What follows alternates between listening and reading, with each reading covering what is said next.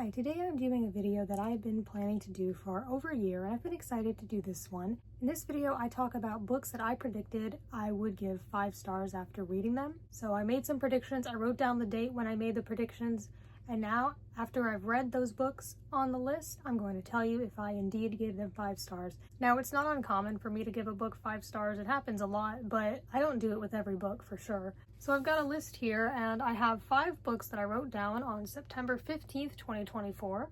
And then I added 2 more on January 20th, 2025. I do have a lot more books on that list, but I haven't read all those yet, so I'll probably do another part to this once I've read those books.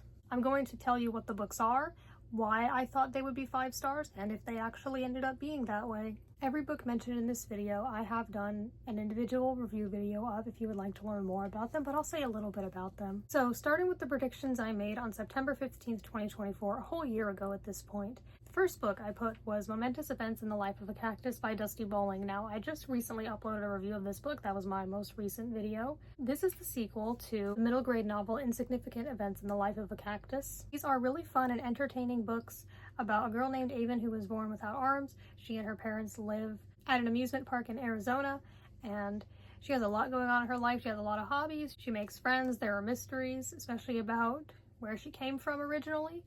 They're really fun and funny books, and they're about so many things, not just disability, but also about family, friendship, and learning about yourself as well. So I predicted that this book would be 5 stars because I really enjoyed the first book. The first book I read nearly 4 years ago, so it was a while before I got to this one, but I think it's fine. I think I ended up reading it at the right time in my life. But because I enjoyed the first book so much, I figured that this one would probably be 5 stars as well. And was it? Yes, it was. I did give this book 5 stars. It's been one of the best books I've read so far this year. I thought it was really good. I really liked a lot of things about it. I think it had some great ideas and messages for kids or for anyone really. I thought it was a really enjoyable story. I enjoyed the characters. The next book is Sunrise on the Reaping by Suzanne Collins, the new Hunger Games book.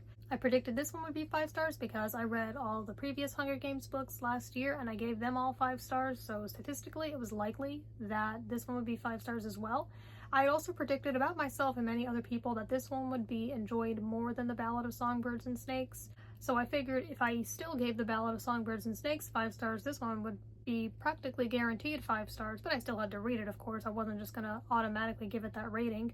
But after reading it, I did indeed enjoy it more than The Ballad of Songbirds and Snakes, more than Mockingjay as well. I know I made a ranking video a little while back ago, but yeah, I thought this was really good. I think that a lot of unexpected things happen.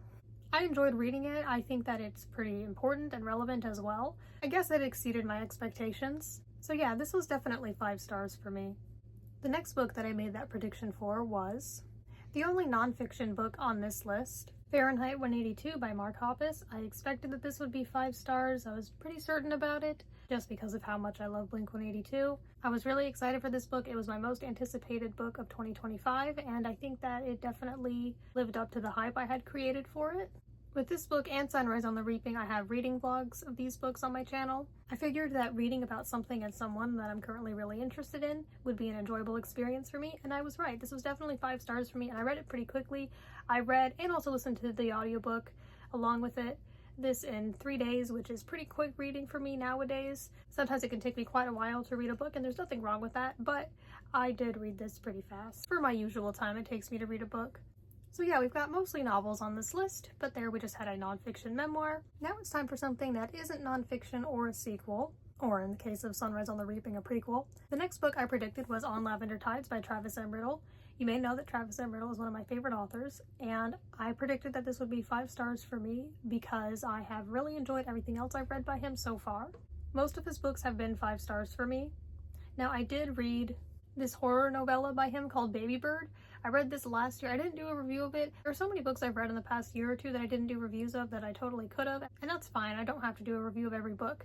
But I look back at it and kind of wish that I had, but it's okay.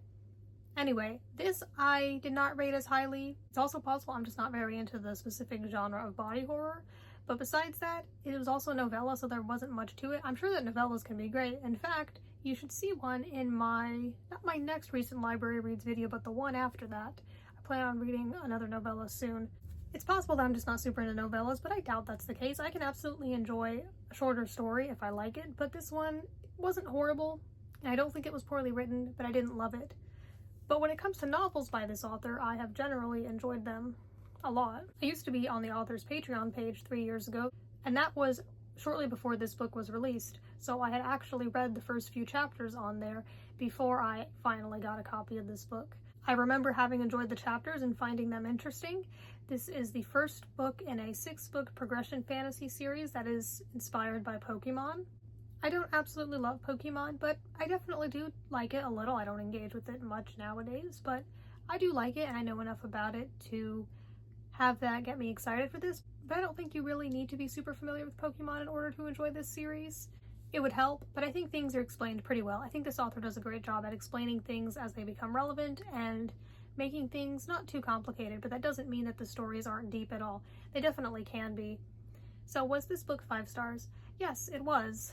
I really enjoyed this. There were a lot of great things about this book. It was definitely a fun story. I loved the setting. As you can see, the setting is very pretty. There's the beautiful blue sky and the purple water. I thought it was quite creative. It's not just directly Pokemon. Like, there are some differences and changes from the way Pokemon works. And I think that some of the things are actually improvements. Like, for example, the creatures, in this case, they're called Jekuas. The series is called Jekua. The creatures do not get imprisoned in a little ball. They basically get imprinted, so you get copies of a real one that you find, but the copies are sort of like holographs, so even though they battle each other, they don't actually get any damage. I enjoyed the characters. I thought this was a great start to the series. And like I said, it does have some depth to it as well. I assume it'll probably get a bit deeper as we go. Haven't read the rest of this series yet, but I definitely want to. I'm looking forward to it. I really enjoyed this author's work, and he is a self-published author, so yeah, definitely check this out if it sounds interesting to you. The next book I predicted would be 5 stars is another book by Travis M. Riddle, and that one is his novel, Balamb Spring. I read this starting near the end of last year and then finishing at the beginning of this year. This is considered a standalone. There's another novel called Spit and Song, which basically takes place in the same world, but you don't have to read one before or to understand the other. This takes place in a really cozy, cute town, as you can see on the cover. He always hires the best artists to make his covers, it seems. And it's about the people living in this cute little peaceful town, and then there's a sickness that goes around, and there's a mystery, like, how did this start? Did somebody cause it? So was this one 5 stars for me? No, this is the first in this video that was not 5 stars. I gave this one 4 stars. It definitely wasn't bad. I enjoyed it, but it wasn't my favorite of his. I didn't absolutely love it. When I think back to it, I do view it fondly, but I don't think about absolutely loving it. I felt that the end of this was a bit anticlimactic, and I felt that it wasn't as entertaining or interesting as some of his others, but it was still pretty good. I still thought it was well written, just not his absolute best. But it was still decent, certainly not a bad book.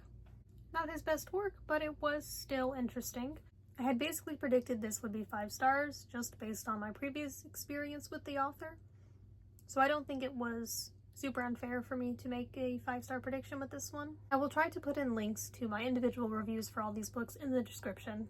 Quick backtrack note, this book is also fantasy. So those are all my predictions from September 15th, 2024. Now I have 2 predictions that I made on January 20th, 2025. The first on that list was a comic, and that is The Riddler by Paul Dano. A comic about the actor's character, written by the actor, of the character from the 2022 film.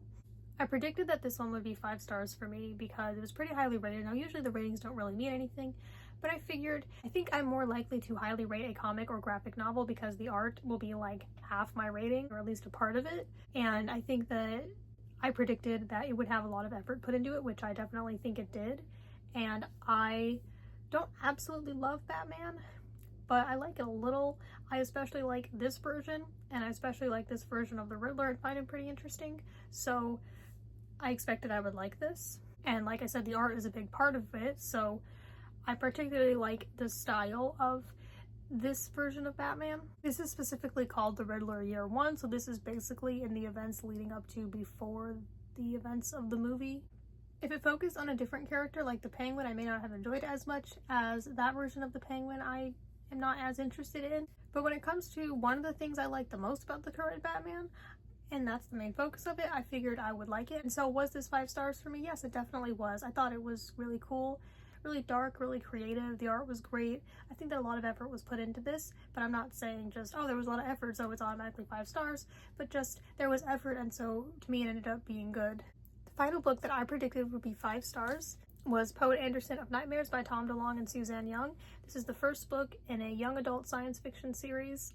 I predicted this would be 5 stars because before reading this, I had really enjoyed everything I'd read from Tom DeLonge so far. Although this one was written with Suzanne Young, all the other novels from him were written with A.J. Hartley, so it's possible that I just like A.J. Hartley more as an author.